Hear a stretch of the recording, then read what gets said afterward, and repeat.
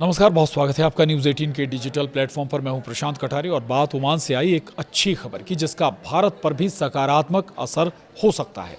क्या हुआ है ओमान के मीना अल फहल पोर्ट पर, बताते हैं आपको।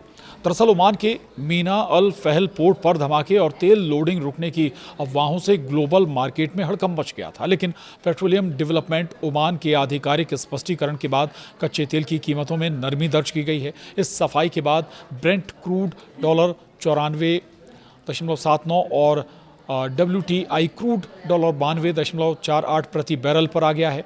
वहीं पश्चिम एशिया में मचे भारी घमासान के बीच ओमान के एक बयान ने इंटरनेशनल मार्केट में कच्चे तेल की कीमतों को थोड़ा शांत कर दिया है।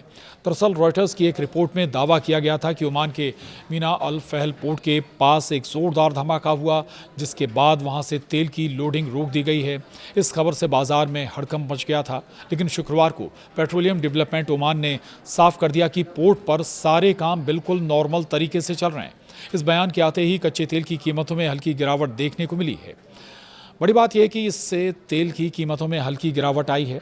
दरअसल ओमान के इस आधिकारिक स्पष्टीकरण के बाद इंटरनेशनल मार्केट में तेल के दाम थोड़े नीचे आए हैं।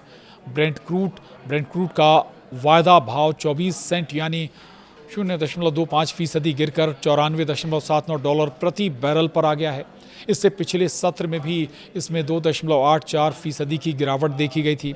वहीं WTI क्रूड अमेरिकी वेस्ट टेक्सास इंटरमीडिएट क्रूड भी 56 सेंट यानी 0.6% की कमजोरी के साथ 92.48 डॉलर प्रति बैरल पर ट्रेंड कर रहा है, जबकि गुरुवार को इसमें 3.1% की बड़ी गिरावट आई थी। वहीं ओमान के इस पोर्ट की अहमियत क्या है, ये भी आपको समझा देते हैं।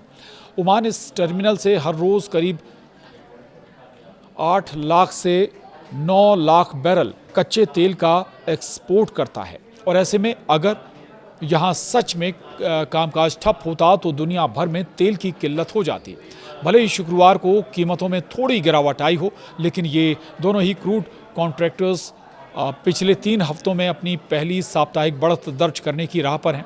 मिडिल ईस्ट में मचे तूफान में या कहें कि लगातार जारी जंग के कारण इस हफ्ते WTI क्रूड में 6% से ज़्यादा का उछाल आ चुका है।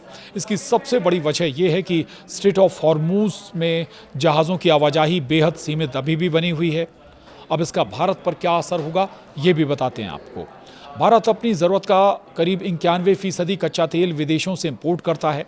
ऐसे में अंतर्राष्ट्रीय बाजार में तेल के दाम में 24 से 56 सेंट की ये जो मामूली गिरावट आई है, वो दिखने में भले ही बहुत छोटी लगती हो, लेकिन भारत के संदर्भ में ये बहुत बड़ी राहत भरी हो सकती है।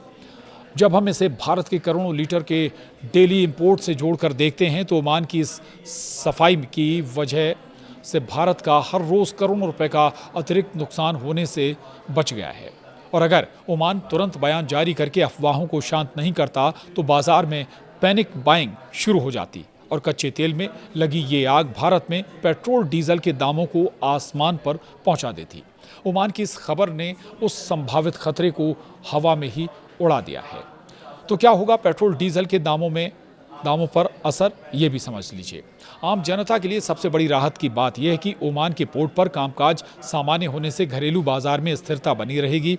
भारतीय तेल विपणन कंपनियां HPCL, BPCL, IOCL पर जो अचानक इंटरनेशनल मार्केट से बड़ा झटका लगने वाला था, वो ओमान की इस सफाई से संभल गया है।